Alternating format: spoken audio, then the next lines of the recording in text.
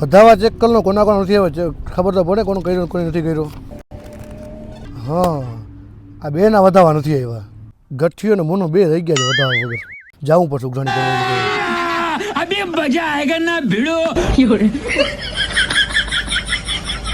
આવ ગટિયા કોણ છે મોજમાં લંબુ અહીંયા આવે ને હા એટલે એને કહી જ દેવું કે અમારી મરજી હો. હતી તો ફાઇનલ કહી જ દેવું છે.